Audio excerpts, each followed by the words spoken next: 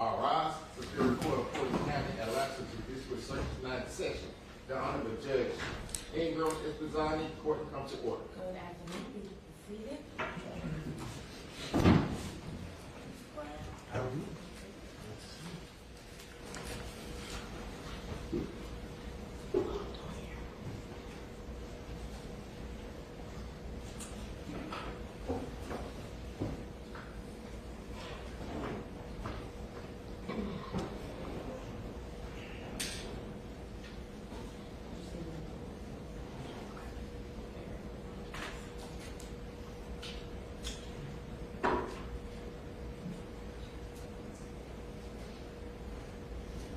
We are here on Willis versus Kauser et al., 24 CV 011204. All parties are present. I understand some of you want to share screens, so you should have a link there. You can join and just share your screen when you need to. I am ready. Who do you want to hear from first? We file first. Yeah, I'll hear from you first. All right.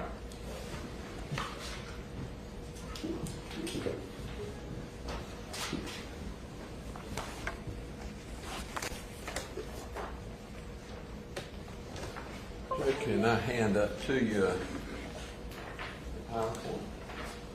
So, were you, oh, thank you. Sorry. You wanted to share the screen there? Yeah. Okay, that's fine. I just want to make sure it was going to come off or you want to like Yeah, we do too. You know, if anything can go wrong in technology, right. it will.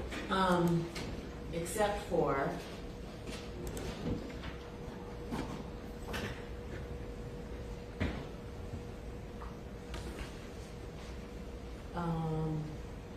it's not going to come up on those screens unless you join the Zoom link.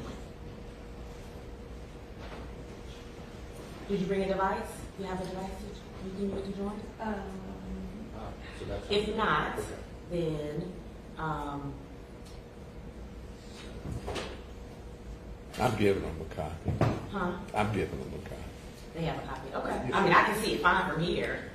As long as y'all, if everybody has a copy, it's fine. Oh, I see. Okay.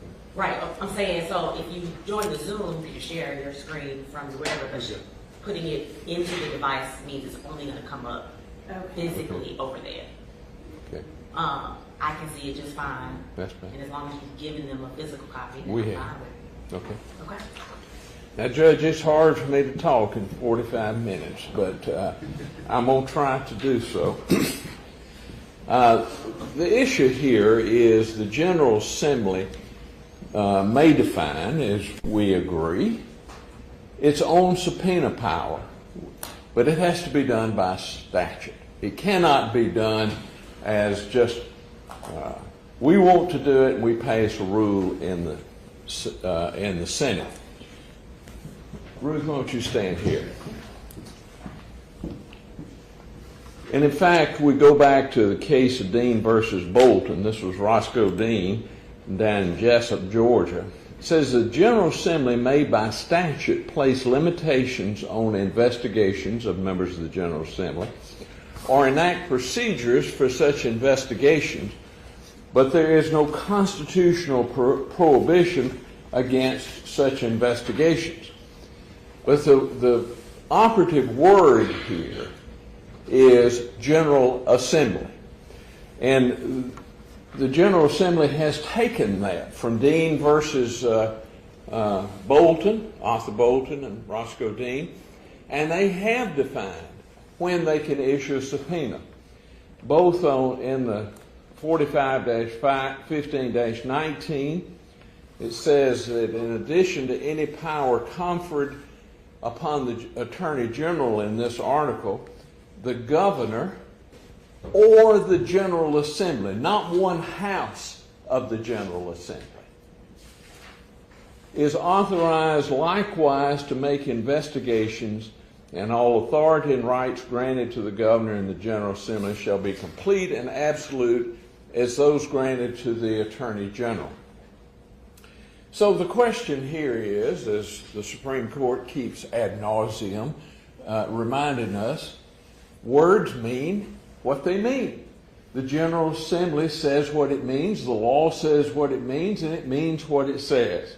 Now, they have exercised this by statute in the Committee on Ethics. The Committee on Ethics of the Senate or House of Representatives says that they are authorized to issue subpoenas in connection with ethics investigations. But that is, the General Assembly passed the bill. So we suggest to you that the textualism that the Federalist groups and the Supreme Court keep saying, you got to read what it says. And we suggest that that's exactly what you should do here today. The Supreme Court said when we consider the meaning of the statute, we must presume that the General Assembly meant what it said. Now, that's a big presumption that it meant what it said, and said what it meant. To that end, we must afford the statutory text its plain and ordinary meaning. And so when the statute in Title 45 says that the General Assembly is authorized to make investigations, that means both houses of the General Assembly agree by joint resolution or by statute. And in regard to the Ethics Commission, the Ethics Committee, they did that by statute. The General Assembly knows how to grant subpoena power to committees, as it's done so in the past, and the General Assembly and the framers of the Georgia Constitution know how to distinguish between the General Assembly as a whole and in individual chambers such as the House and the Senate. Now, there's a reason in the Constitution and in the statute, and I guess I'm the oldest one that has been through all this. This has been debated many, many years, and there's a reason that there is not just one house can run off and start investigating. They can investigate whatever they want, but they have to have the statutory power to issue a subpoena. There's a reason. What if the Senate decided they were going to form a committee to investigate the House? Call the Speaker. Let's subpoena him up. Why are you not calling Senate bills up? That is ridiculous, and it's the reason that the power has been kept from individual houses and has to be devised by statute. Now, the committee, in its brief, cites Coggin versus Davey. Frank Coggin was a member of the state Senate. He's from East Point, and in 1974 and 75, this was a big issue. The conference committees met in secret in what they called executive session. Conference committee is when the House passes one version of a bill and the Senate passes another version. The President of the Senate and the Speaker of the House appoint 3 members, and they get together and they come up with agreed to language, and then that's adopted. Well, the conference committee, particularly the one on the budget, was done behind closed doors. And so the press, rightfully so in my view, said, this is not right. You're spending billions of dollars. Well, the budget back in 75 was less than $1 billion. It didn't cross $1 billion until the late 70s and $2 billion in the early 80s. Now it's 32 or 33. But the press sued Frank Coggin and the members of the conference committee. Says we should be allowed in under the Georgia Sunshine Act.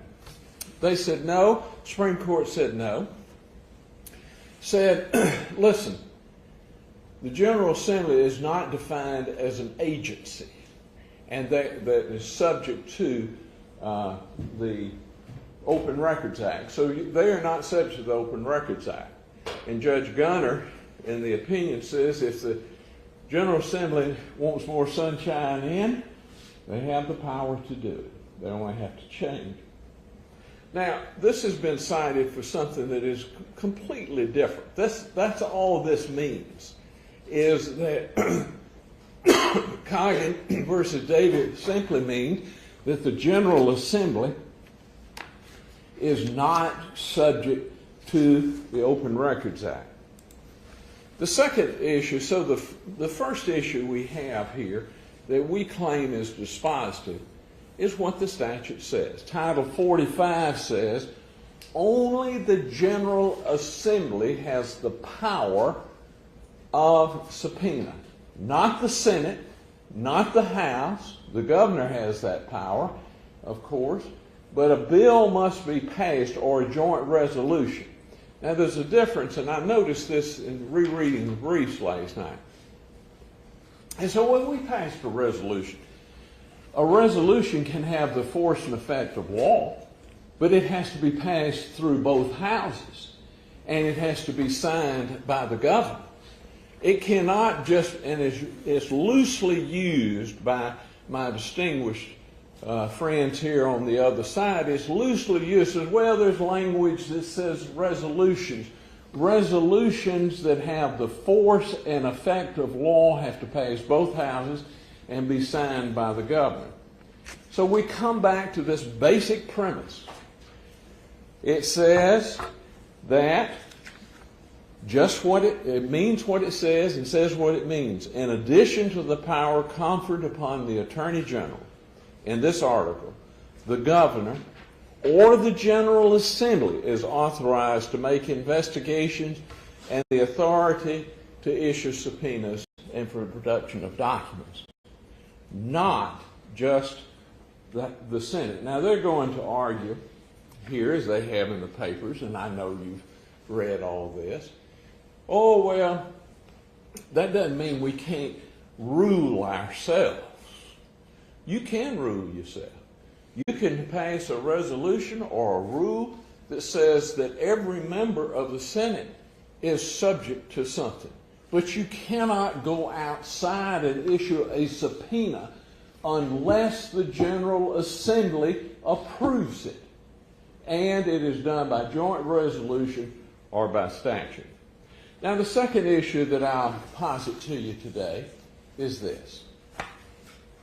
This committee, and I'm going to talk more about how all of this occurred. This committee issued this subpoena after adjournment sine die. You've seen sine die on the television where they throw all the paper up in the air. You know, I never have understood why they do that. But sine die simply means not to meet again. That's exactly what it has. And so what happens is Georgia is a General Assembly. It's a 2-year session. And on the second year, which is an even-numbered year, when it adjourns sine die, it is gone. It has no more force and effect. So what we suggest to you is, there's not a direct Georgia case on this, but there's plenty from Congress that says that after the General Assembly adjourns sine die, that is, not to meet again, that it has no power to do anything. It cannot issue a subpoena. Can it meet? Yes. Can it make recommendations to the next General Assembly? Sure. But it does not have the compulsive power of the state to summon someone before them under the pain of contempt. There's one of the early cases in 1821, they tried to hold this fellow in contempt to Congress. But the Congress, which I think one of the things wrong with the federal government is they stay in session all the time, but they used to adjourn sine die, not to meet again. And in Anderson versus Dunn, against Dunn, it was an 1821 decision of the Supreme Court of the United States. It held that the contempt power died with the Congress. That is, you couldn't hold somebody in contempt after the Congress had adjourned sine die. Peterson versus Elko, which is a Nebraska Supreme Court case in 2019, committee investigations and attendant subpoenas are presumed to cease to exist at the end of the term in which they are commenced. 2 separate Department of Justice memorandums from the Office of Legal Counsel under both the Reagan and the Clinton administration held that the held likewise that when the Congress adjourns, that's it. They can't issue a subpoena, they can't punish for contempt. Now the way they get around that up there now is they don't ever adjourn. But Georgia has a limitation on the number of days you can meet. So when they so that would be more difficult in Georgia. The resolution, House Resolution 978, says that the General Assembly adjourned sine die on March the 28th, and they did so. They ceased to exist. Now, from the opinions of the Department of Justice, it says, I'm just going to quote from part of it, this understanding that Congress subpoena power inheres in and is ancillary to the power to legislate leads logically to the conclusion that the legal obligation to comply with a congressional subpoena lapses upon the cessation of Congress's authority to legislate. So they can't have it both ways. They say, well, we can, yes, we adjourn sine die, but we can continue to issue subpoenas and punish for contempt. They can't have it both ways. Either they're in session or they're not. The decisions of the federal courts dealing with the Congress make it very clear when the Congress ends, its power ends. Now they're going to argue with you, well, we form all these study committees. They form all these study committees so they can get the per diem every day, to come to Atlanta and get paid a little bit and all of that other stuff. I've never seen one that did much, but they do it. And I'm not saying that's their business, that's their constituents. But you cannot, under pain of contempt, bring about and punish somebody for not complying with the subpoena because they had no power to issue a subpoena after the General Assembly adjourned. Now the next point, so the statute means what it says and says what it means. That's number one. We think that's dispositive of the whole matter. Number two, General Assembly adjourned sine die. That's it. They can study all they want to, but they can't hold somebody in contempt or subpoena them after they die, after the sine die. The third point is the subpoenas are overbroad. Even if you got past those first two. We set forth what is asked or produced. All documents relating to the personal relationship between you and Nathan Wade from 2019 to the present day. I told somebody now, if the General Assembly is going to start investigating sex, they ain't going to be able to have a quorum before the General Assembly to act on anything. But in any regards, then it says, all documents relating to services performed, all documents referencing or containing text messages, all documents. I won't go on, but listen, there are privileges here that apply. There's the work product privilege. There's the prosecutorial immunity. I mean, it's obvious what they were trying to do. Here's the president-elect, got elected. He's my president, he's everybody's president. Well, what they were trying to do was chill the prosecution of Donald Trump and find out what they had. That was all this is about, and as I'll discuss just a little bit later.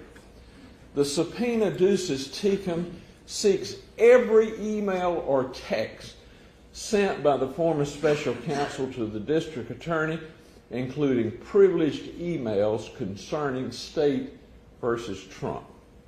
All written work product generated by the former special counsel in the course of working on State versus Trump. All documents sent to or received from the Department of Justice. Now, can you believe that? It says, we want to see what you got from the Department of Justice, regardless of any privilege. That's what they say, regardless of any privilege. We suggest to you that the law is clear, even under a civil case, that the subpoena is overbroad, even if it was validly issued, even if they could issue a subpoena after they adjourn, sine die. Then they talk about Gonzalez versus Miller and says, well, this is just the end all to our questions. Let me tell you what happened. Deborah Gonzalez was district attorney of Clark County. She is till January. She got beat by an independent candidate down there, whose name I cannot pronounce. But anyway, there's a lawyer who got somebody to make an open records request on the district attorney. The committee claims, and she says, listen, I'm a part of the judicial branch. That's where she's placed in Title VI of the Constitution. And so therefore the judicial branch is not subject to the Open Records Act. And so therefore I'm not subject to the Open Records Act. The committee claims that Gonzalez against Miller justifies the breadth of the request. And this lawyer asked for everything. And what the question before the Supreme Court was not on the breadth. And anyway, it's an open records request. It's not a subpoena. What Gonzalez has recognized, however, is that work product, attorney-client privilege objections to open records request were not subject to the Open Records Act. It said that she was. The Office of District Attorney was, because she did not decide cases and therefore was not a part of the judicial branch. She had to interpret the law, that her job was to prosecute the cases, and that she therefore had an executive function that overrode the placement of her in the Sixth and Title VI. And at the Constitutional Convention, that was a big debate on where the district attorney should be. I won't get into whether they were right or wrong. But the main thing here is that it shows you how overbroad their requests are, and the case particularly holds that the attorney-client privilege, the work product privilege, the prosecutorial, all of that, those privileges apply even to an open records request. Those are gathered, that's on page 18 of the opinion, and it's in note 15. It gathered all the cases applying work product and pending prosecution objections to the Open Records Act. And further, the Open Records Act has statutory protections for work product. None of this, this rump committee created by one body of the General Assembly says, oh, wouldn't it be fun for us to just drag the district attorney down here and see what she's got on old Donald Trump? Let's just see what she has. None of these protections are in what has been done in the resolution or in the subpoena. Thus, we suggest to you that the petitioner and their subpoena that says, well, you can't claim privilege, and I always says who? Privileges are matter of statutory and common law right. The one house of the General Assembly does not have the right to override what the common law is. My goodness, imagine what they'd do if one house could do that. All right. Our next point is that this violates the separation of powers. Now, this comes back to a case dealing with Donald Trump that went to the Supreme Court of the United States. It's called Mazars versus Trump. The House decided they'd investigate Trump. How much taxes have you paid? How much have you done this? What kind of deals have you made? He objected, rightfully, I will tell you. I think the House committee overstepped too. So here's what Bazars against Trump said. This is a 2020 case. It says, we're not going to say that they can't do some, that is the House committee, because they have the right by statute to subpoena. But they said this, because the subpoena power is unenumerated in the Constitution and justifiable only as an adjunct to the power to legislate, it is subject to several limitations. Legislative subpoenas to executive branch offices involve two different political breaches of government and thus implicate weighty questions regarding the separation of power. The Supreme Court went ahead to say the legislative branch may seek to exert an imperious control over the executive branch and harass it.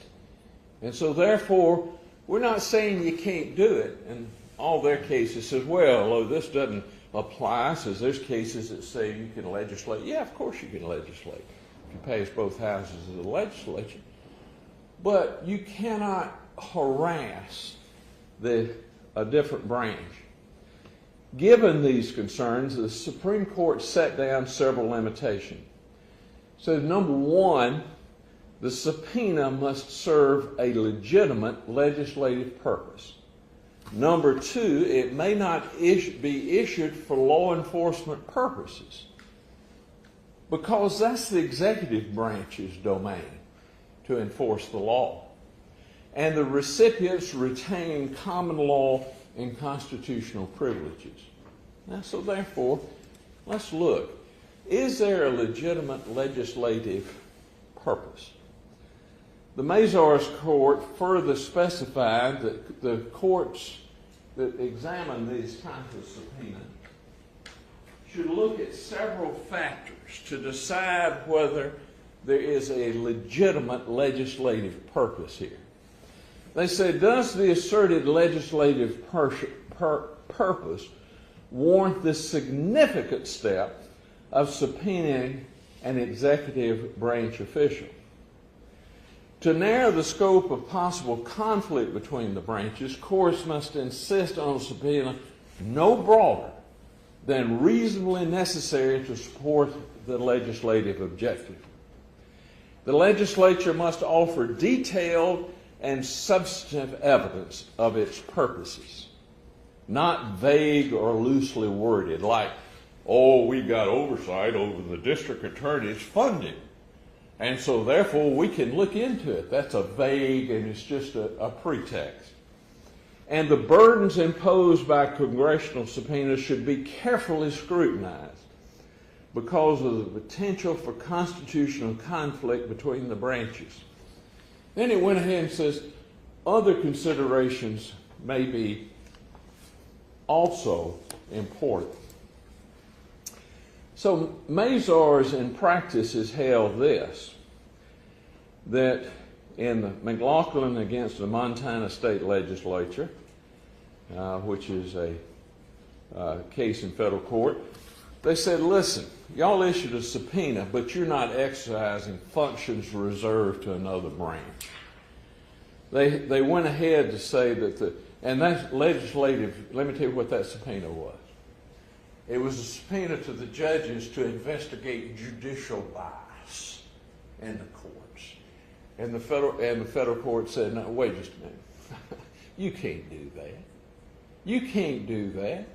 You've got, it's just not a proper executive function or a proper legislative function. And it could not act as a law enforcement or trial agency. That's Watkins against the United States, 1957 United States Supreme Court. And you could not seek to expose for the sake of exposure. Mazars again. And there is no evidence of a legitimate purpose at all here. And so it fails to satisfy even one of the Mazars tests. And you say, well, how do you know that? Well, we'd have to be blind to not see what all others can see and understand. That the subpoenas do not represent, this is exactly from Mazars, do not represent the run-of-the-mill legislative effort, but rather a clash between rival branches of government over records of intense political interest for all involved, that is, his income tax returns. They were targeted at one individual, targeted at interfering with one prosecution, which is what this is done, as done at the behest of the president-elect. And it's pushed by Georgia elected officials who in the first place sought to undermine the 2020 election. I have heard for the last 4 years from my Republican friends, y'all stole that election in 2020. I think the 2024 election shows Democrats are not organized enough to steal anything. And it was ridiculous from the very beginning to say, well, we want to look into Fonnie Willis because she's prosecuting Donald Trump, who on a telephone conversation told the Secretary of State, can't you just fix this for me? Can't you just find me so many votes? Just a few. That's all I want. So, and how do we know that? Well, we know this. The vice chairman, or I don't know if he's the vice chairman, Senator Dalzell, whispers into the ear of the chairman. He's the one that signed a letter to the governor, says we, after the 2020 election, we need to call the General Assembly into session. Now, the lieutenant governor did this too. He was a state senator at the time. So that we can override the vote of the people of Georgia.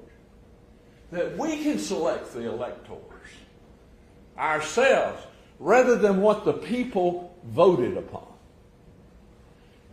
We also know, and we have here, that he felt so strongly about it that he, Brandon Beach, Burt Jones, who's lieutenant governor, the state senator at the time, signed an amicus brief for the Supreme Court in the Pennsylvania case saying they stole the election from us in Pennsylvania.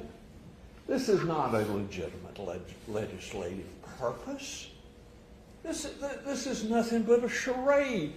As Mazar said, we would have to be blind to see what all others see. One district attorney, did I hear? I went to one of the hearings. And when I asked her, I don't generally go to the Capitol except when we're burying dead governors, but this was of such interest, I went up there. I asked the trooper at the door, I says, I hear that they are investigating district attorneys. He said, yes, it's up on the 4th floor. Same room, I might point out, that the fake electors met in 2020. I said, well, I am sure they're going to have that lady, Jackie, whatever her name is, down on the coast, who failed to prosecute her former employee who killed a young African-American man just for jogging through the neighborhood. I'm sure she'll be up there and being questioned.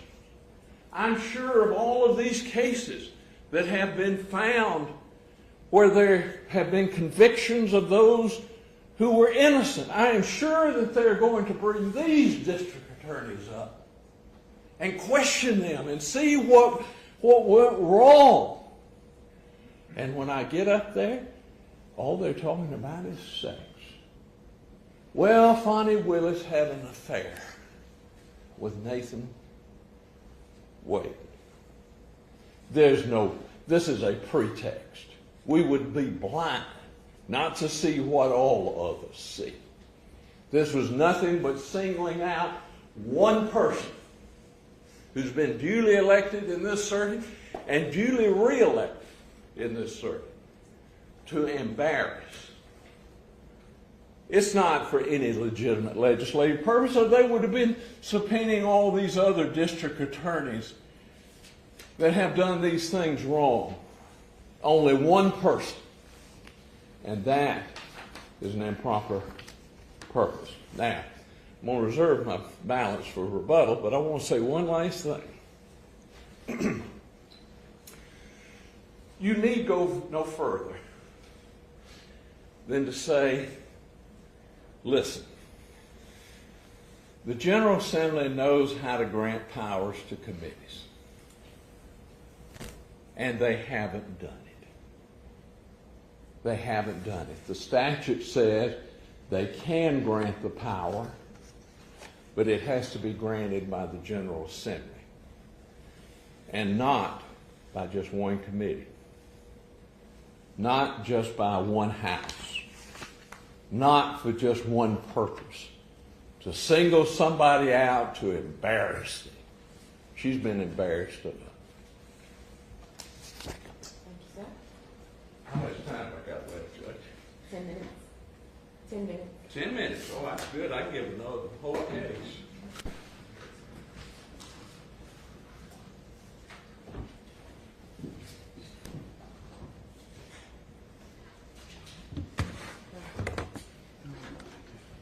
Afternoon, Judge.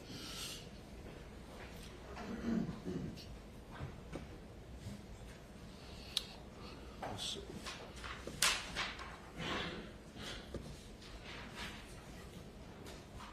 So I guess I need to share my screen. Is that the? Yes. Okay. And if you could come get your thumb drive. Oh, how is it still? Okay. He's on his laptop, so you can still. Yeah, thanks.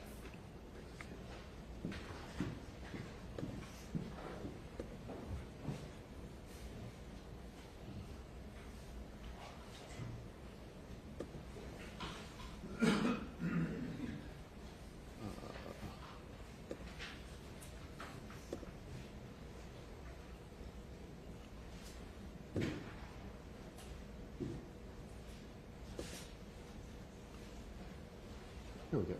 All right.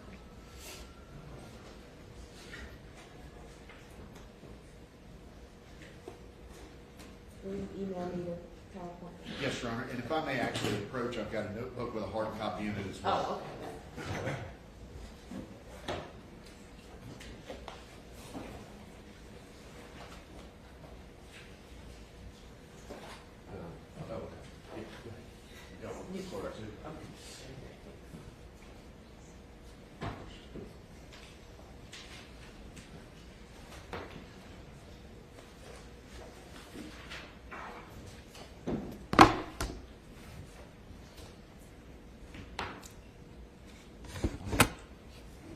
Good afternoon, Your Honor.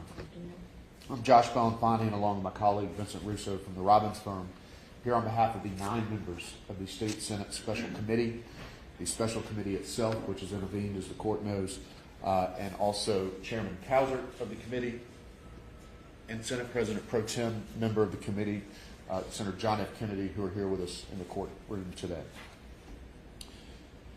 As Your Honor knows, this is an important case.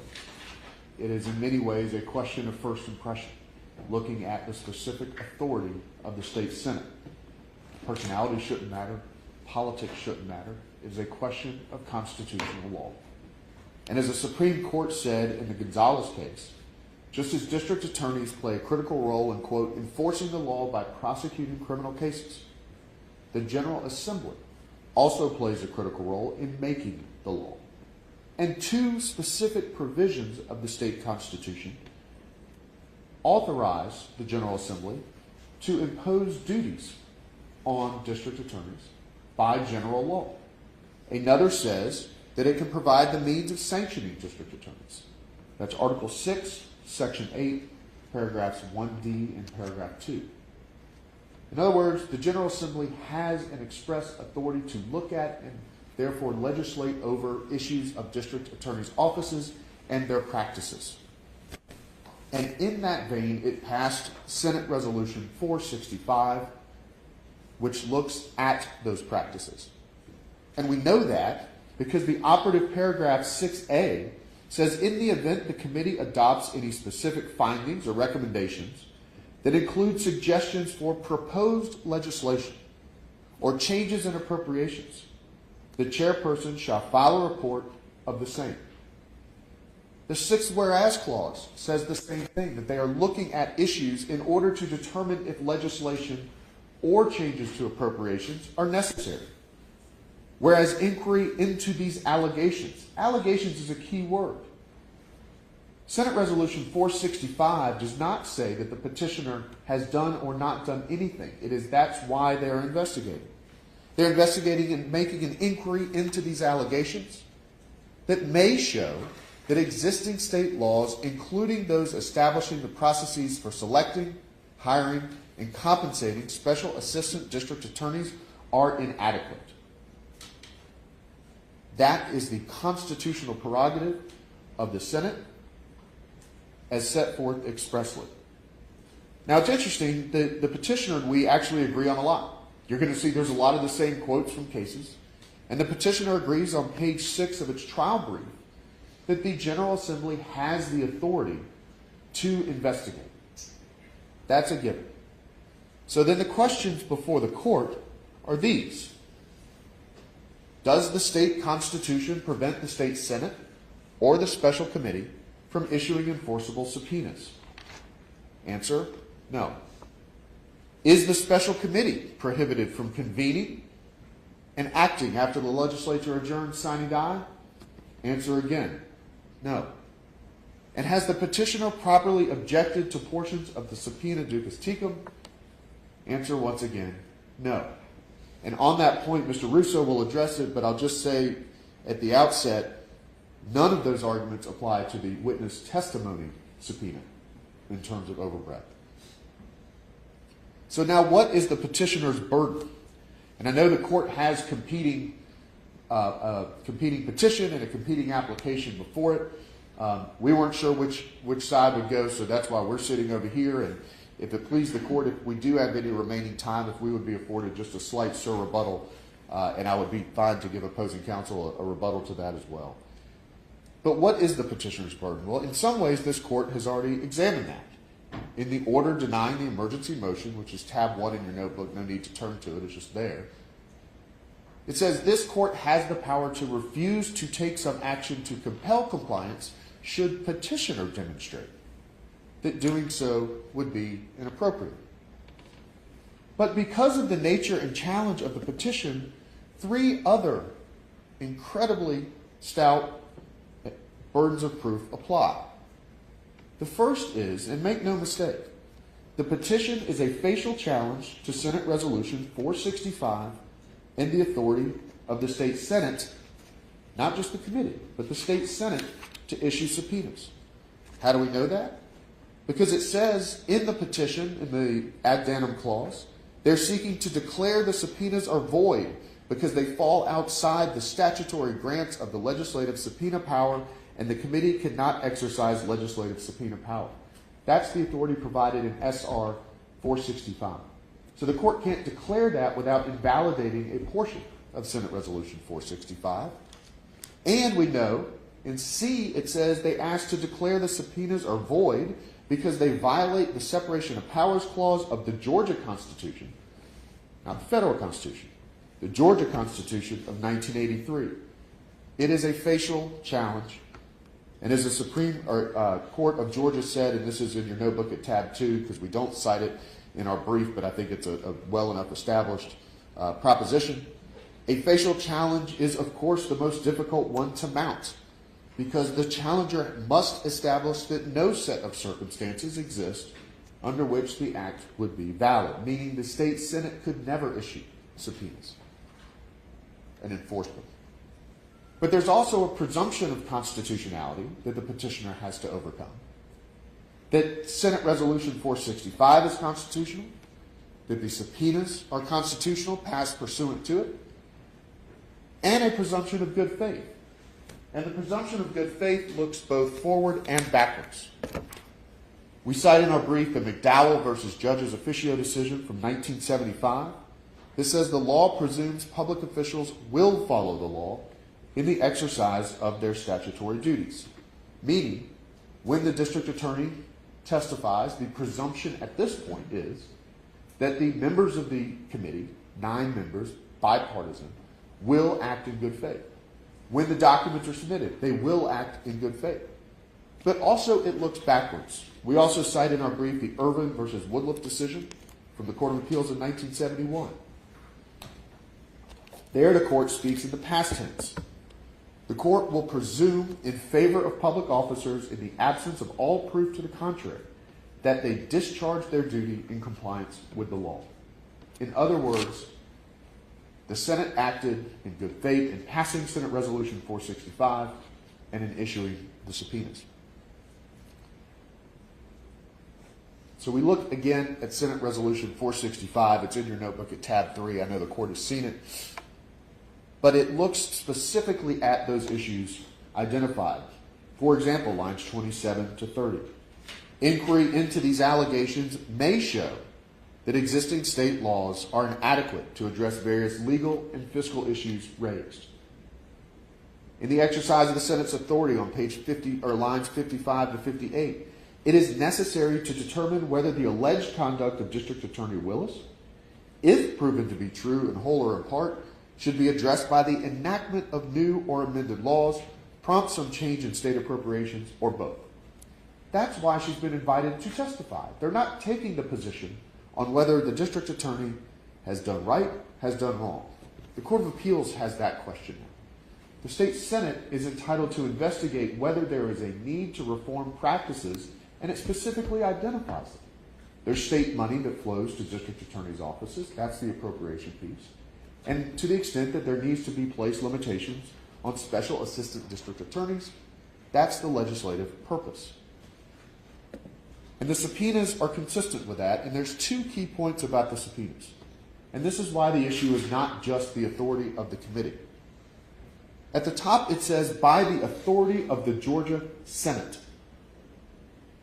It is a question of the Senate's power and not just the committee's power. And there's 2. And again, the challenges on overbreadth are limited to the document or the subpoena ducis tupis.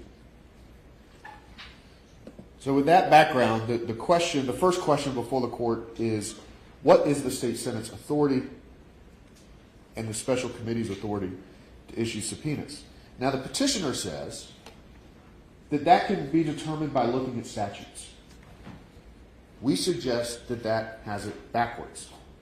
The question is not, is the state Senate authorized to issue the subpoenas?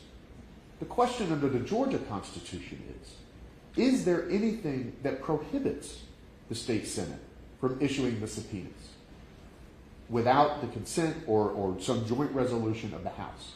Because I think the petitioner would agree if there was a bicameral decision that the House and Senate worked together on it, the subpoenas would be enforceable.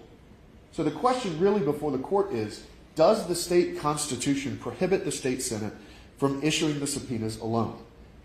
The answer is no. We look at the constitutional text that both sides cite. Article 3, Section 3, Paragraph 1, the legislative power of the state shall be vested in a General Assembly, which shall consist of a Senate and a House of Representatives. Both have some aspects of legislative authority. In order to enact laws that go into the code, it has to pass both chambers. That is part of the legislative authority. But we know that both have some, at a minimum, just by reading the text of the Constitution.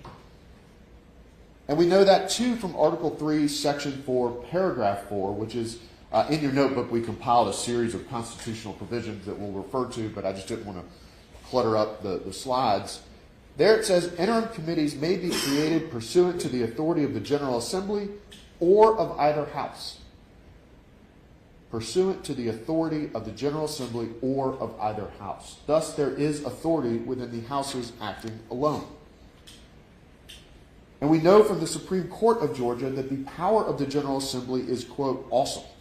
The legislature is absolutely unrestricted in its power to legislate so long as it does not undertake to enact measures prohibited by the state or federal constitution.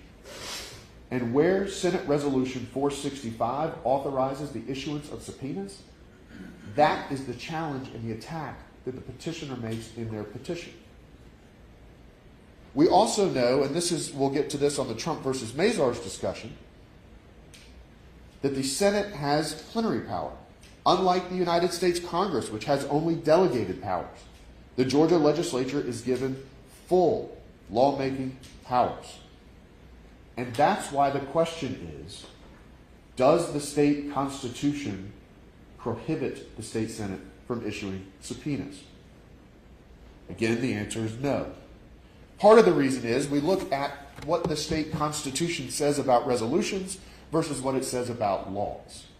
And we know, several of these are put in your notebook at tab 6, that all resolutions are not intended to be the same as laws. Several provisions of the state constitution say no bill or resolution intended to have the effect of law, ... That's Article 3, Section 5, Paragraph 12. There's others cited in our brief in there. Senate Resolution 465 is not one of those. And if the Constitution said, for example, no resolution seeking to investigate and issue subpoenas shall be passed by one chamber, great, then it can't happen. Or if you look to footnote 4 on page 7 of their trial brief, they cite provisions in the state constitution where both houses are expressly required, passing apportionment or reapportionment legislation, or adjourning, that you need both chambers. And that's the second point, that there is no bicameral requirement or action of both chambers required in resolutions. Article 3, Section 5, Paragraph 14 says the General Assembly may provide for the joint sponsorship. It doesn't have to. The concurrent resolution one, the same one cited by the petitioner themselves, says that separate periods of adjournment may be fixed by one or more such concurrent resolutions, meaning passing both chambers. Article 3, Section 9, Paragraph 6, R5B also talks about a joint resolution and how it would be effective. The fact that it mentions joint resolutions and the fact that it says in here, here's where you need both chambers, it doesn't do that, the state constitution does not, with any investigative or subpoena power. In other words, Your Honor, they can't show you a provision of the state constitution to invalidate Senate Resolution 465 or the committee's action pursuant to it. That ends the inquiry. Petitioner says something else. They say that it violates the Georgia separation of powers provision, but they rely on that on the Trump versus Mazars case, which is about the federal constitution. But let's look at the state constitutional provision. It says that the legislative, judicial, and executive powers shall forever remain separate and distinct. But as Justice Ellington wrote in the Gonzalez case, that provision asks about powers, not departments. The reason the petitioner can't prevail on their separation of powers argument is what they say on page 6 of their trial brief. The legislature has the authority to investigate. That's the power that it is exercising. And it is not, in doing so, violating the separation of powers. And we know that because of the Boston case and the analysis there. That because the General Assembly has the authority to pass legislation governing the offices of district attorneys, it can't violate the separation of powers provision by acting pursuant to that authority. So there's no provision of the state constitution that supports that, and that's what their petition claims. Again, it's a violation of the state constitution. But let's just look at the Trump case and see why it doesn't apply. Starting with, Congress has no enumerated constitutional power, and because Congress must have an enumerated constitutional power to act, there's numerous restrictions placed on them.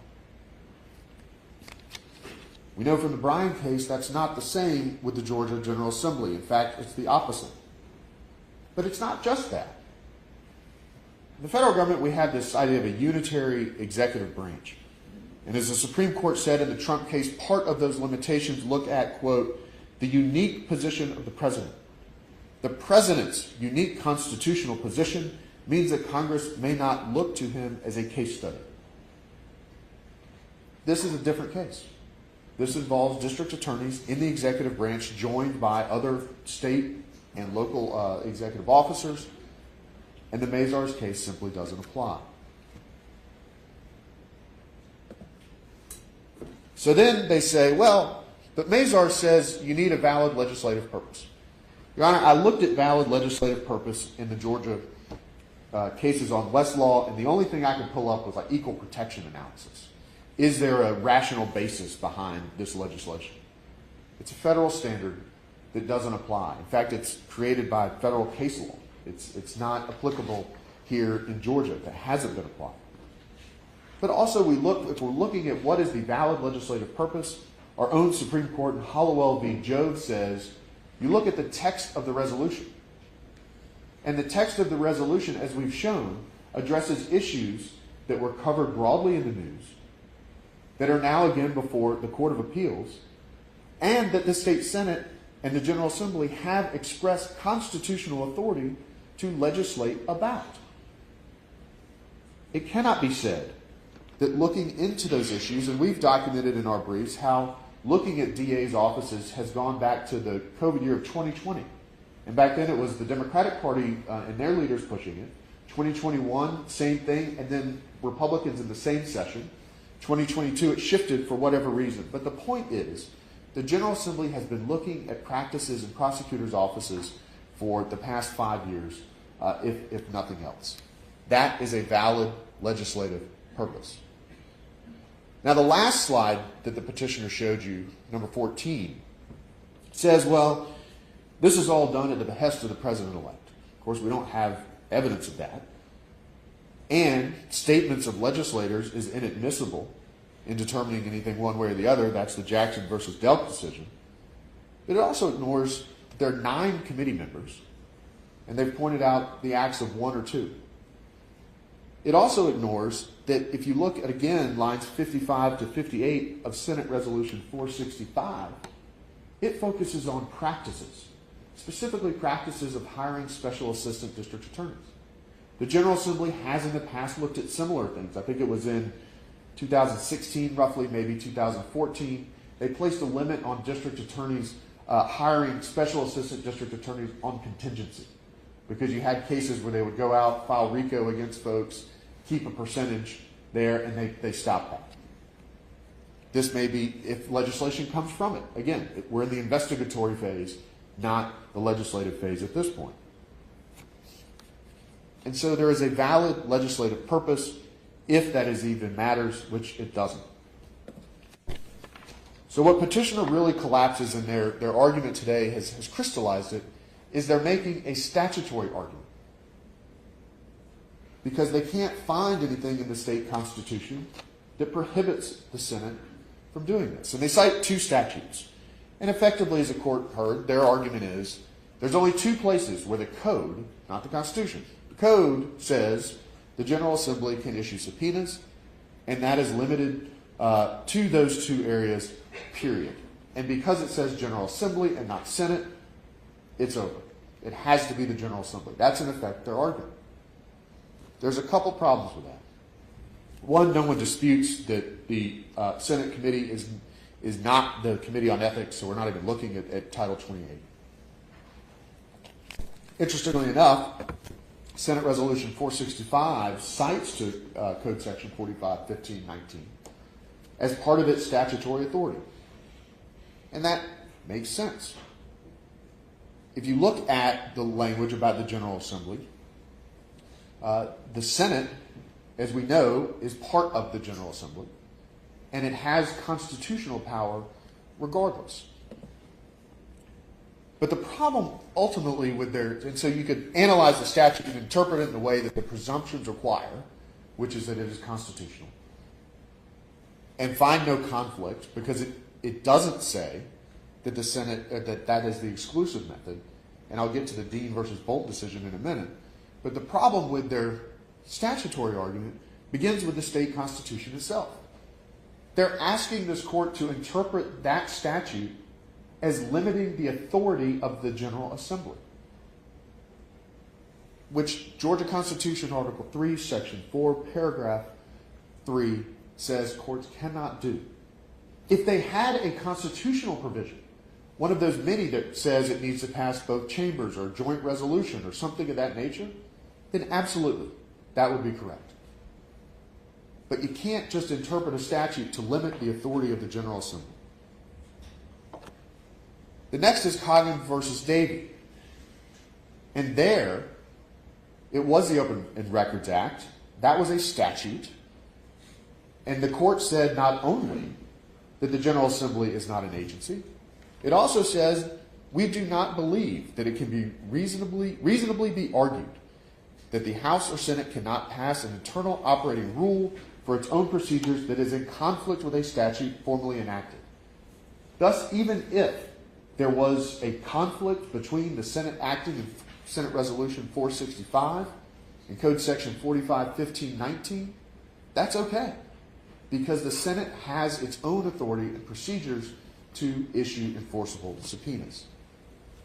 So then, given that, what they're really arguing is because Senate Resolution 4515-19 says this is the place for subpoenas, and it doesn't say state Senate, it must mean that the drafters did not mean the state Senate.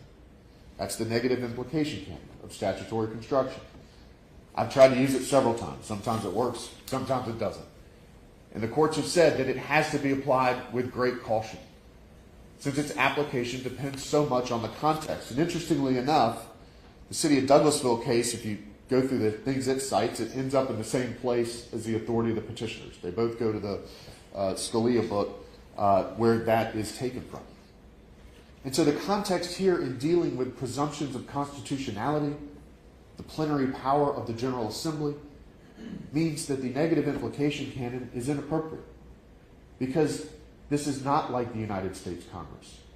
It is presumed the General Assembly can act unless the Constitution says otherwise.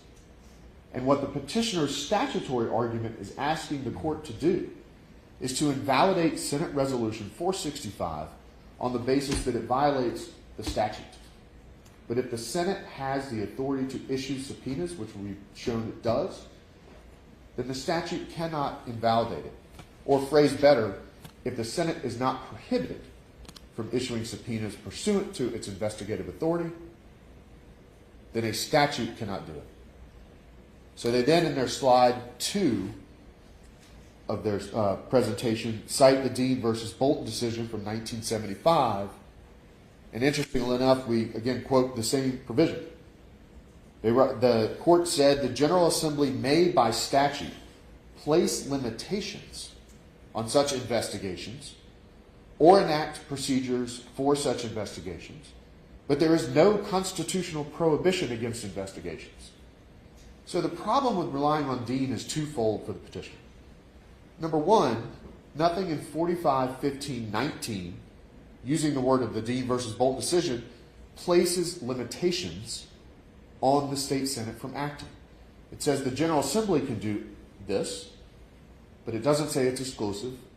The petitioners are asking you to read that into the statute, which these three pieces of authority up here say you can't do. The second issue with Dean versus Bolton is that it's talking about the power of investigations, which is conceded here the Senate has. It doesn't address subpoenas and the issuing of subpoenas. And to read Dean versus Bolton as saying anything more than that would be imposing dicta on the state constitution. And the City of Sandy Springs case we cite in our brief explains why that would be improper. So their statutory argument doesn't overcome the Senate's authority. The last is, and this was more in the briefing, that the state Senate did not effectively delegate authority to the state or to the committee. I'll be very brief here. Two provisions kind of dismiss of this pretty quickly. One, the state constitution authorizes interim committees, which the special committee is. Two, Senate Resolution 465 as an act of the state Senate expressly delegates authority. But three, in some ways, this is a bit of a distraction because, again, going back to the subpoenas themselves, they are issued by authority of the Georgia Senate. Again, make no mistake, Your Honor, the question before the court is Senate Resolution 465 itself constitutional? And does the Constitution prohibit the state Senate from issuing subpoenas? The answer to 1 is yes, it is constitutional. They've not shown otherwise. And the answer to 2 is no, nothing prohibits the Senate from issuing the subpoenas. And with that, I'll hand it over to my colleague, Mr. Russo, who will take the remaining couple arguments, and then if we have any time that we could serve for a rebuttal, that please the court. That's fine. I have one quick question. Yes, Your Honor. That very last page, I just want to make sure I'm not supposed to be looking at a different resolution. Is that just the inverse of numbers? You go back. Oh, did I? I just want to be sure I'm writing down right. See at the very bottom it says SR 4. Oh, 456. Yeah, it It's should supposed to say. be 465, right? Yes, Okay, I just at wanna the make top. sure- At the top, I had it right. At the bottom, my caffeine wore off. So I just want to forgive make me. sure I wasn't looking at 456 as well. Okay. Yep. No, Your Honor. Okay. Thank you. Thank you.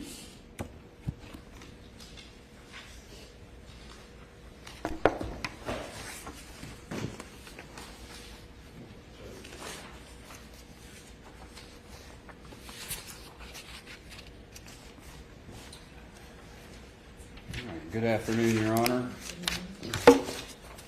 I'll be addressing petitioner's arguments regarding the special committee's authority under Senate Resolution 465 and whether terminated at the end of the regular session of the General Assembly, and also whether the subpoenas are overbroad and seek privileged information.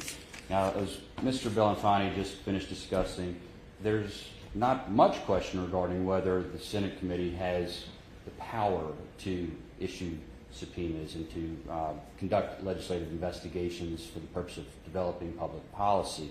And because the petitioner cannot satisfy her burdens on those issues, the petitioner has 2 fallback arguments that go to the timing of the subpoenas and the scope of the subpoenas.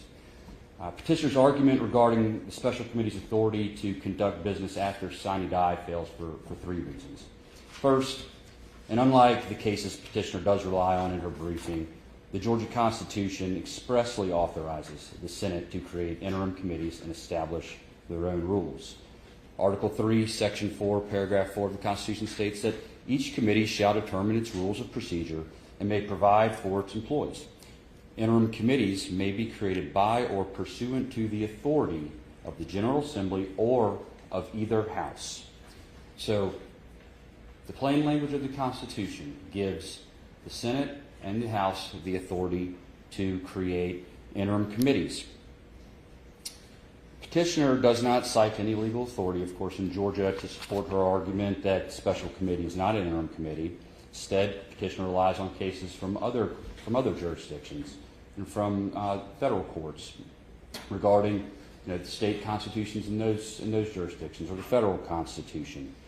But those cases are just similarly not applicable. Those cases do not involve interim committees that a chamber is authorized to create pursuant to a constitutional provision. And this is an important distinction. Petitioner's counsel discussed the Anderson case earlier, it's an interesting case that dates back nearly 200 years, where the Supreme Court, recognized for the first time that Congress has inherent authority to find an individual in contempt for violating a subpoena. That case, though, is not applicable. Again, the U.S. Constitution does not allow for interim committees like the Georgia Constitution does. And one quote out of that case that I think is relevant here, and it's what petitioner seems to hinge her argument on, is where the Supreme Court states, although the legislative power continues perpetual, the legislative body ceases to exist on the moment of its adjournment or periodical dissolution. Sine die is the adjournment of a regular session or of a session of the General Assembly. But the state constitution provides that the General Assembly's term is for 2 years. So the General Assembly doesn't cease to exist when its regular session ends. Of course, there are special sessions many times where the General Assembly gets called back into session. But the term of the General Assembly is 2 years. It doesn't cease to exist at the time of sine die when it adjourns from its regular session. Now, Your Honor, the interim committees, there's a question. What do the interim committees have? Is it an interim committee that exists while, the legislature has adjourned overnight and comes back the next day, or is it an interim committee that exists between sessions? And I would offer that it has to mean that it is an interim committee that exists between sessions. Otherwise, we would create an absurd result, which would mean that all these committees that meet while the General Assembly is not in session are unconstitutional. And that's simply just not the case, Your Honor. Second, Senate Resolution 465 does not confine the special committee to meeting only during the session of the General Assembly. 465 gives the special committee broad authority to decide when to conduct its meetings, in fact. And let's take a look at what Senate Resolution 465 does say.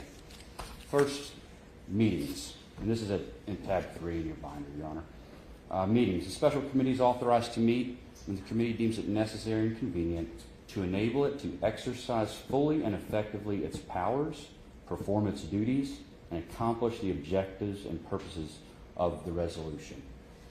The resolution doesn't say you can't meet outside. The resolution doesn't outside of session. The resolution doesn't say you can meet, but you can't conduct official business. Of course, the Constitution that allows these interim committees to be created does not put some restriction on what type of business can be conducted by an interim committee. Can they meet, but they can't vote on something? Can they not meet? What is official action? And that's simply the reality, Your Honor, is that an interim committee under the Constitution is allowed. And at that point, there are no restrictions under the Constitution for what it can do. Now, the resolution, the petitioner in the briefing references several Senate rules that pertain to standing committees. This is not a standing committee. The Senate rules list all of the standing committees that exist, and that's in Senate Rule 2-1.3. And this is not a standing committee. Petitioner does not cite a single rule of the Senate's that prohibits special committees from conducting business after sine die.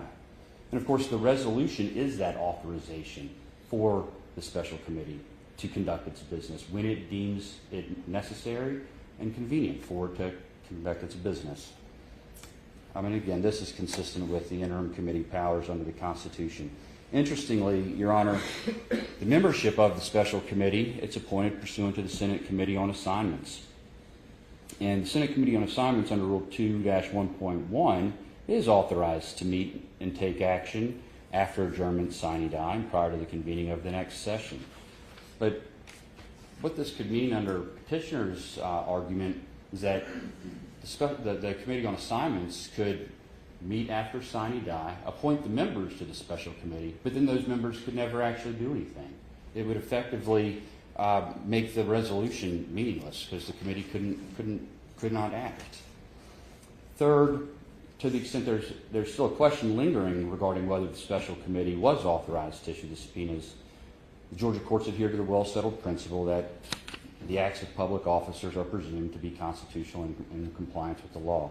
And this goes back nearly 175 years to Doe v. Peoples, which is at 1 Georgia 1 in 1846. The court found that it will presume in favor of public officers in the absence of all proof of the to the contrary that they discharge their duties in compliance with the law. The petitioner cannot overcome this presumption. There's no proof that the special committee acted in any manner that's contrary to the law, to the Constitution. It's an interim committee. Thus, at a minimum, Your Honor, we think that the court should adhere to this well-settled presumption and presume that the subpoenas were properly issued because there's an absence of proof to the contrary. Moving to petitioner's second fallback argument that the subpoenas are overbroad and seek privileged information. First, as my colleague, Mr. Donfani, pointed out, petitioner does not address the witness subpoenas whatsoever. There's no argument that the witness subpoenas are overbroad or anything to that effect. So that's done. And in regard to the document subpoena, the problem here is that the petitioner never specifies, well, until today we heard two document requests that of the 13 that she contends are overbroad. But the petitioner never specifies which requests are overbroad and why, and which ones are not, or which documents she contends are privileged. The subpoena is at tab 5 in your binder, but looking at the slide here, we have 13 requests. These requests are not simply asking the petitioner to produce everything or conduct any unreasonable effort to locate documents. They seek documents related to the hiring of the Special Assistant District Attorney. They seek documents related to the existence of conflicts in the hiring of the Special Assistant District Attorney, payments and other things of value to and from the Special Assistant District Attorney, communications with Special District Attorney, document requests received by the petitioner or her office from the U.S. House Committee on the Judiciary, communications with the White House, the Department of Justice, the United States Senate, the United States House of Representatives pertaining to election investigations and prosecutions, the use of federal grant funds and policies that her office implemented in regard to the receipt and use of those funds, various court filings, and documents related to the employment action taken against a witness who alleged the misuse of public funds by petitioner's office. First, the only case that petitioner cites in support of her argument that the subpoenas seek privileged information must be quashed is the Holbrook versus State case. But that case involved a notice to produce in a criminal case. This is, of course, not a criminal case. The subpoenas are issued in a legislative proceeding. Second, the attorney-client privilege clearly could not attach to several of these document requests, such as the district attorney's communications with the White House or the Department of Justice related to the 2020 election investigation and prosecution, and other third-party communications. Those communications were not made for the purpose of giving or getting legal advice, so they're not going to be privileged. Similarly, subpoena documents related to payments to and from the Special Assistant District Attorney, and other things of value that they may have exchanged, cell phone records, documents related to that individual's hiring, federal grant funds. Those could not be attorney-client privileged documents under any scenario. So what documents does the petitioner contend are privileged? Problem again, we don't have a privilege log. The petitioner did not respond to the subpoenas, so we do not know. But to the extent privilege even applies to any of these requests, that privilege is narrowly construed. Again, Your Honor, because we do not know what petitioner contends are privileged, because she did not respond to the subpoena, we don't have the ability to even assess whether they are privileged or not. Now, today we heard about the work product doctrine, which is also a creature of the Civil Practice Act. And there, Your Honor, and as you are aware, when there is a work product doctrine question, the court looks at the documents in camera. But we don't have documents. There are no documents to review. And again, that gets back to the problem of petitioner's non-responsiveness. There's a time and place for petitioner to have asserted her privilege if she believes one applies. And that is at the hearing, when she's testifying, and in response to the document subpoena. Third, Your Honor, the petitioner in the briefing makes various conclusory statements about executive privilege. We didn't hear about that today, and the briefing does not explain why she believes executive privilege is applicable to her or to a legislative subpoena. Neither the Georgia Supreme Court nor the United States Supreme Court have ever directly addressed the issue of executive privilege in the context of a legislative investigation. The Mazars case, while it involved congressional subpoena for presidential records, that case did not involve an assertion of executive privilege. And the court stated in that case, the president did not, however, resist the subpoenas by arguing that any of the requested records were protected by executive privilege. And that's at 591 U.S. at page 857. So what would be the basis for claiming executive privilege by a local district attorney in these circumstances? We just don't know, because the petitioner didn't ever address it other than to make passing conclusory arguments. Finally, Your Honor, as to the breadth of the subpoena for documents, petitioner does not identify a standard for determining whether a request is overly broad or in this context of a legislative subpoena. Petitioner simply states that it would require some work to locate documents. So what is the standard for assessing the breadth of a legislative subpoena in Georgia? The document requests are tailored to the investigative purpose of the special committee, We can look at the request and look at the resolution and see that. Although the Civil Practice Act does not apply to the special committee's proceeding, it may provide some guidance regarding whether the subpoena is overbroad.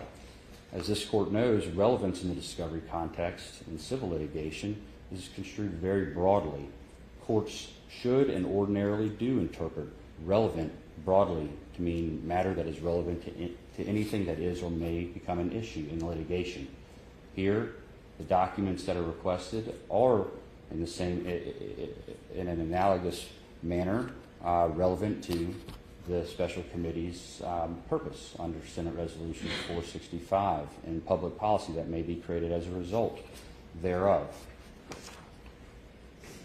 Additionally, Your Honor, and we've talked a little bit about the Gonzalez case already, but that case does make clear that the petitioner's office is subject to the Open Records Act, which also requires parties objecting to a request to notify the requester of the specific legal authority exempting the requested record or records from disclosure. While the Open Records Act does not control here, it can provide some guidance. There are exemptions under the Open Records Act, but those exemptions are required to be construed narrowly so as to exclude from disclosure only that portion of a public record to which an exclusion is directly applicable, and that's in OCGA 50-18-72B.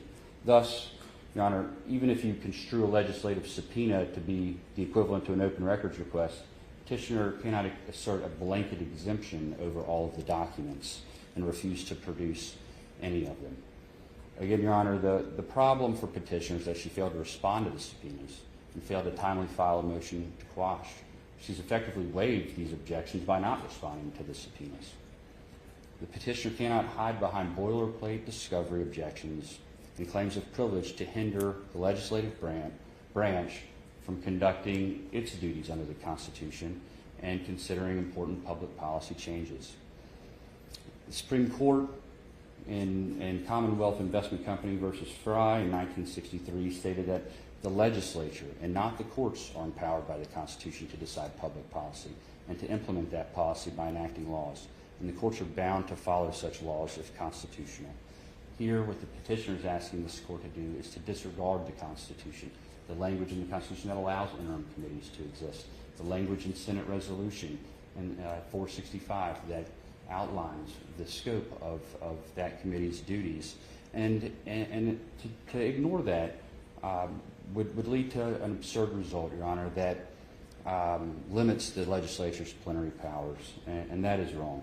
So, Your Honor, for these reasons, the application should be granted and petitioner's petition should be denied. If we have remaining time left, we'll reserve those for our sir rebuttal. All right, thank you. And you do have about 7 minutes left. Judge, I once said that I was in high school before I knew that the South had lost the Civil War. That with the way everybody talked, that I thought they had won. I wonder how long we will go on with the 2020 election. Is that going to last another 150 years where everybody's complaining about something? Let me just reply, and I won't tarry with you long. All of what they have said is the General Assembly can do this. The General Assembly has the authority. Sure they do. But it has to be the General Assembly and not just some one body of the General Assembly. Let's just use a little common sense. Does the General Assembly have the right to issue a subpoena by a proper resolution? They do. If it's signed by the governor, it has to have the force and effect of law. You know, the first thing I do when I'm researching something, I go to the title. So you go to Title 45, which deals with subpoenas. And it says, in addition to the power conferred on the Attorney General, the governor or the General Assembly is authorized to likewise make investigations to issue subpoenas. Not just the Senate or some committee of the Senate. Now, let me, you know, Mr. Belafonte, who's a good lawyer, his daddy was one of our oral surgeons in Cobb County. Good fellow. He was a Democrat, too. He'd slip me a little contribution every once in a while. I don't know what happened to Josh. But in any regard, he's had a tough, what he's trying to say is, well, we can do anything. One body of the General Assembly can act on behalf of the General Assembly. That is not what the Constitution says. The Constitution says the General Assembly shall be composed of a Senate and the House of Representatives. It is not one body. And then he says, well, the Constitution says we can investigate. You can investigate till the cows come home. You just can't subpoena anybody. And there's a reason for that. There's a reason when we pass this statute. There's a reason that we didn't put in the Constitution. They shall investigate and shall have the right to subpoena or compulsory service. There was a reason. And you know what the reason was? Because from time to time, one body of the General Assembly could go crazy and could do something. And my brother says, well, all we're doing is just investigating the district attorney's office, all of the district attorneys, and how they hire special assistants. Let's look at what they said in the resolution. Whereas it has come to the attention of the Georgia Senate through public reports and court filing that Fonnie Willis, District Attorney of the Atlanta Judicial Circuit, which comprises Fulton County, has been accused of various forms of misconduct relating to the prosecutions of cases related to the 2020 presidential election. If that is, this is not saying let's go investigate how district attorneys operate so we know how to appropriate. This is singling out one person in one case, the 2020 presidential election. And one district attorney is not an investigation as to the general authority and the general appropriation and how in the Okmulgee circuit or in the Glenn circuit, how they are expending money, singles out one person in one case. And as the Supreme Court said in Trump and Mazars, we would be blind not to see what all others see. This is nothing but seeking to embarrass a district attorney, one district attorney, not all of them, one district attorney. And it is nothing but to determine what the case was against Donald Trump. Now, I'll leave it to another judge or another court to say where he can be prosecuted under a state statute or under a state law while he's president. The people of the United States, in their wisdom, has decided to elect him as president. But that does not mean that there should be allowed a vendetta against one district attorney to embarrass her when she's already been embarrassed. Mr. Belafonte?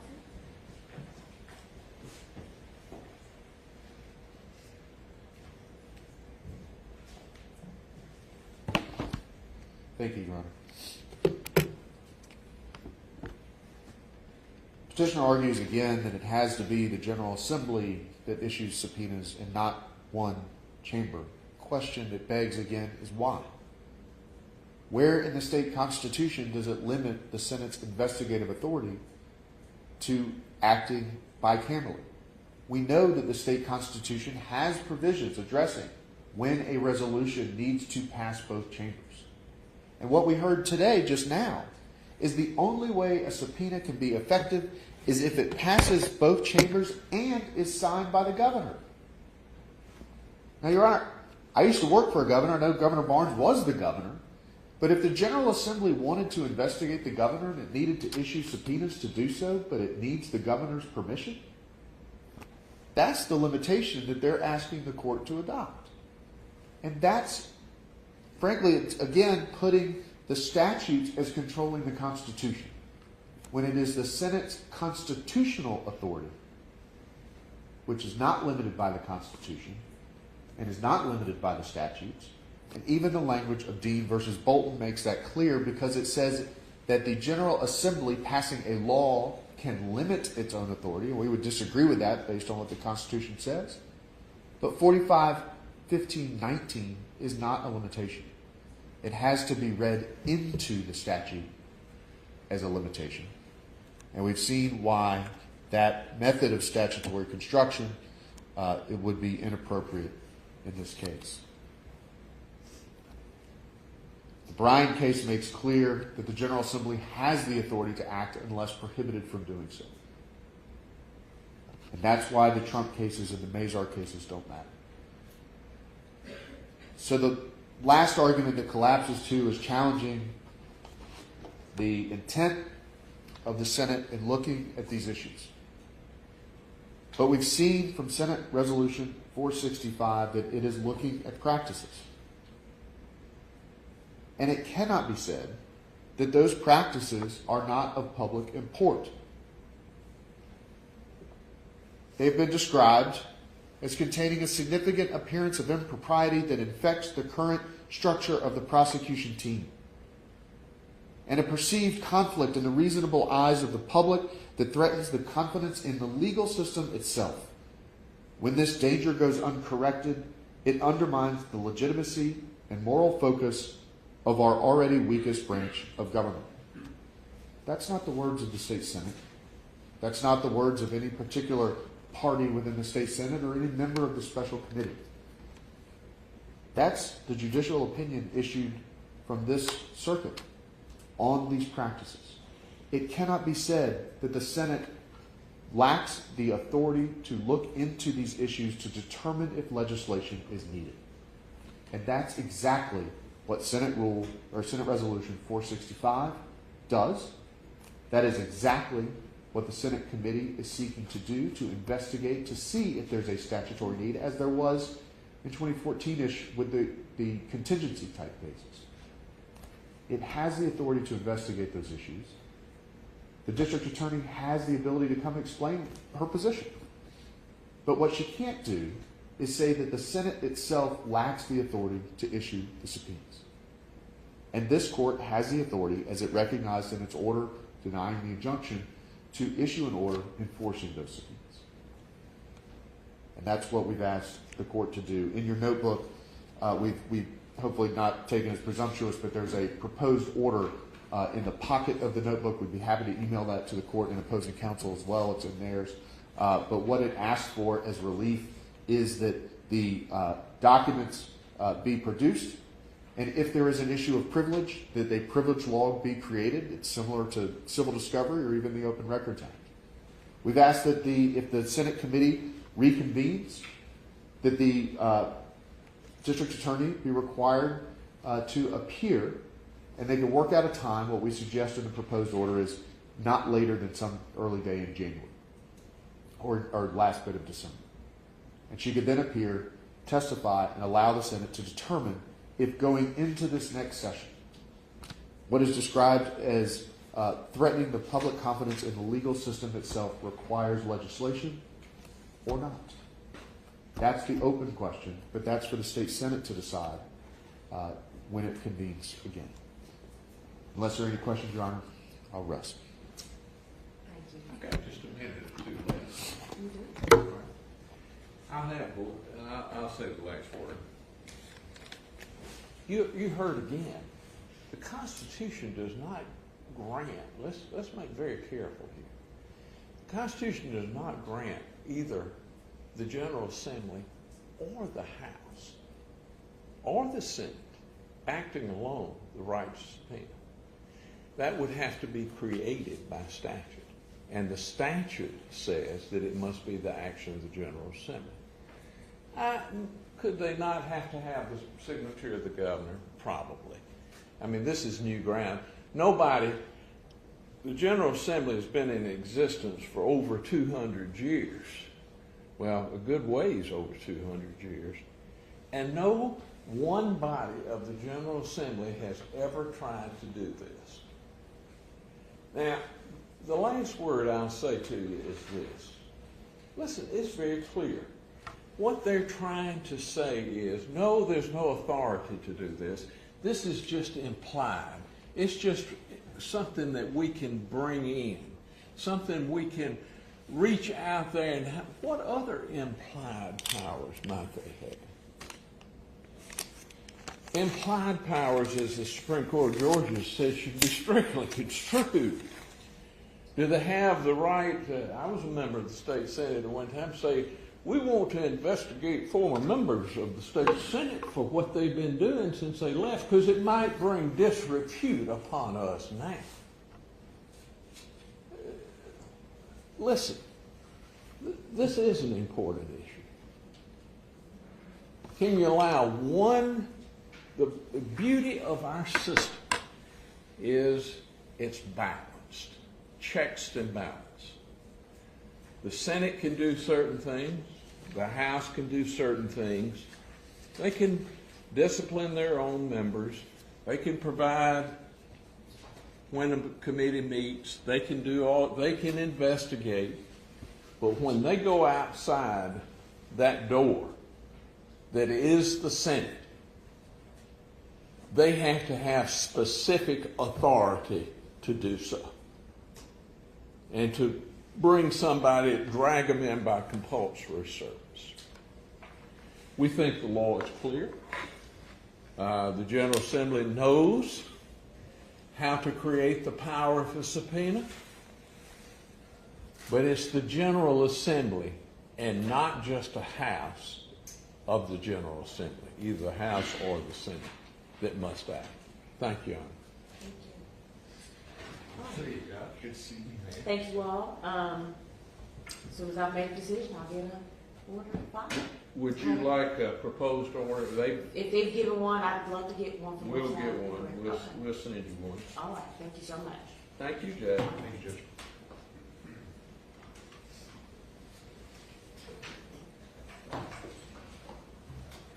All right, can I get those PowerPoints? You, sir. Yes. Just have an extra copy. Thank you so much.